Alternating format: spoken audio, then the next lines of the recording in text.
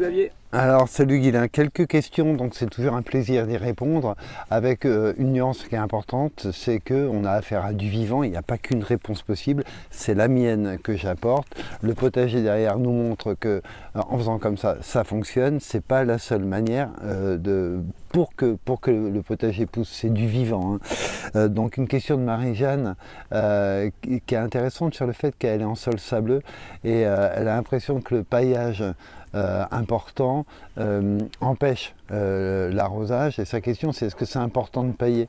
Donc ma réponse elle est simple, hein, c'est pailler, et moi je le vis comme une obligation, quel que soit le type de sol. Pas de rayon de soleil sur de la terre nue. Donc on a abordé les paillages, moi j'aime bien les déchets de tonte, je paille épais. Par contre je suis sur des terres fortes, ça nous ramène à l'idée que sur des terres sableuses, effectivement avoir les deux c'est bien, c'est un système de goutte à goutte ou arrosoir au goulot, hein, c'est la même chose, et puis régulièrement ces douches régulières par aspersion. Sinon effectivement, alors il faudrait revenir aussi sur le fait que tous les paillages sont différents, il y a les déchets de tonte, il y a la paille, il y a le foin, il y a plein de choses, et que la réaction à l'eau peut être différente d'une fois sur l'autre. Ça c'est, en parlant d'eau, c'est mon chien qui est en train de boire, voilà, et comme il est un petit peu volumineux, quand il boit ça peut faire du bruit. Voilà. Alors, après, une autre question qui est intéressante, je mets mes lunettes, hein, je vieillis. Est-ce que les 15 mm restent valables alors qu'il y a un épais paillage de foin? Oui, pour moi, il reste valable. Hein. Moi, j'ai un paillage épais et je reste sur cette base de 15 mm. Après, toujours pareil, c'est les deux façons d'apporter de l'eau, hein, directement au sol, goutte à goutte ou goulot, et puis aspersion régulièrement. Moi ici, je fais que de l'aspersion, je fais pas de goutte à goutte, et le seul goutte à goutte que j'ai, c'est sur les Oya, dans les couches en lasagne. Aussi faire attention, hein, parce que quand on paille, et surtout avec du foin, qui est un paillage, ce que j'appelle les paillages très vivants, en fait, si on ne veut pas bloquer l'activité des bactéries et des champignons et des levures, il faut quand même qu'il y ait un minimum d'humidité qui soit maintenu. Donc pour moi 15 mm ça reste un bon repère. Et une question aussi, quel arrosage sur les haricots nains ou à rame? Alors toujours pareil, on fait gaffe au moment de la fleur, hein. Faut pas qu'il y ait de stress hydrique au moment où il y a la fleur. Pour moi ici, donc on voit les haricots derrière là-bas, hein, qui sont à je dirais 2,50 m, ouais, un bon 2,50 m de haut, et eux ils ont pris ces 15 mm, hein, comme la totalité globale du jardin. Il n'y a pas d'arrosage spécifique dessus. Et autre petite question, le déficit hydrique explique-t-il la montée à graines prématurée des laitues? Oui, rappelez que les laitues sont pas des cultures, on parle de cultiver de saison, pas de tomates en hiver, etc. Mais à mon sens, hein, pas de laitue en été non plus. Hein. Ça aime l'eau, ça aime pas les températures élevées, donc il peut y avoir déficit hydrique, il peut y avoir stress thermique. Puis il y a aussi un point qui est super important, faites l'expérience, hein, semez vos laitues directement. Quand on achète des plants ou qu'on fait des plants d'études, en maraîche on passe par le plant, on s'aperçoit que une fois la récolte faite, quand on arrache, ça fait une espèce de chignon de racines. Si vous faites un semis direct, vous allez vous rendre compte que les laitues ont des vraies racines pivots, donc elles sont aussi beaucoup plus autonomes quand elles sont semées en direct. Ça c'est important. Et puis après voilà, encore une fois en Touraine, moi je trouve que les laitues en plein été c'est vraiment casse-gueule en général. Sinon, une question sur la température de l'eau. L'eau du puits est-elle trop froide quand on arrose en direct?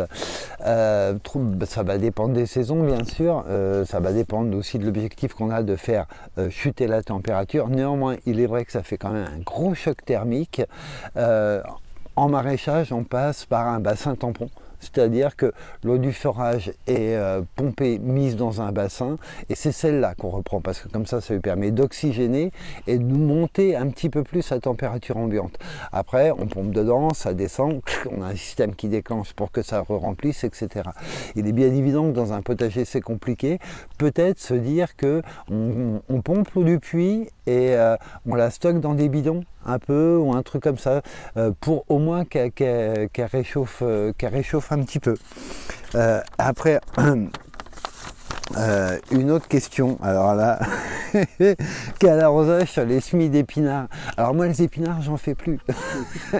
Les épinards, alors quel arrosage sur les semis? Alors sur le semis en soi, très important. Pourquoi? Parce que une graine, c'est à peu près 15%, c'est une réserve déshydratée, hein, entre 10 et 15% d'humidité. Il faut monter à 95 pour que ça germe.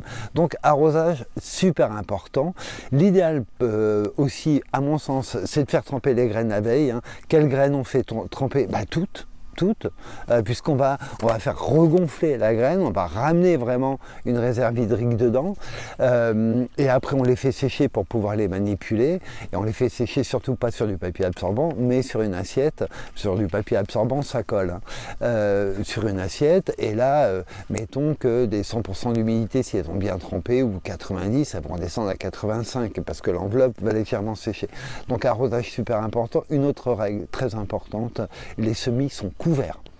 On fait son semis, plombage, arrosage important, et après on ne laisse pas le semis à nu.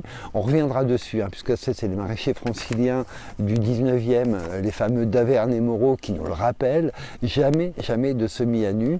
Alors ça peut être des déchets de tonte qu'on va écarter après quelques jours, avant l'albé, ça peut être la tricherie qu'on emploie dans en maraîchage, c'est de mettre un filet anti-insectes ou un voile d'hivernage, l'épidicette, qu'on va tirer dessus, parce que comme c'est translucide, quand ça germe, ça sonne. Ça sort, pardon, et non pas ça sonne. Voilà. Et puis sinon, une autre question sur les choux. Quelle différence d'arrosage sur les choux? Alors se dire, là j'ai une mauvaise nouvelle, hein, quand même, c'est que les choux, une grosse région productrice, c'est la Bretagne. Donc je ne suis pas du tout en train de dire qu'il pleut tout le temps en Bretagne, c'est faux, ça je peux en témoigner. Par contre, ce que je peux dire, c'est qu'il y a une humidité dans l'air, une rosée le matin, etc., qui est plus importante. Donc effectivement, les choux ont besoin quand même de cette humidité. On a des variétés qui sont très sensibles, d'autres moins, et des espèces bien sûr. Alors chou-fleur, chou-brocoli, moi j'y joue quasiment jamais, ou vraiment printemps, automne, quoi, parce que ça demande de la flotte, quoi. Il n'y a pas. Chou-rave au printemps, pas si exigeant que ça, moi je dirais exigence à peu près d'un radis. Chou-cabu, moi je trouve que semer tôt, planter tôt, il a le temps de se faire, donc pas si exigeant. Nous on a les chou-cabu rouges ou les choux de Milan, et ça marche assez bien. Et en fait le plus costaud de tous, c'est ce qu'on appelle improprement le chou kale. Vous savez, ces choux qui ne sont pas des variétés, mais qui sont en fait des choux verts, donc qu'on va cueillir feuille à feuille. Moi j'ai vraiment opté pour ceux-là parce qu'ils sont super faciles en fait, hein.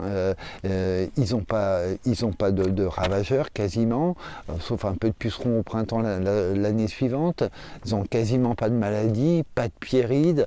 En flotte, ils ne sont pas exigeants, il faut juste les ramasser après la première gelée, mais on reviendra sur ce type de chou.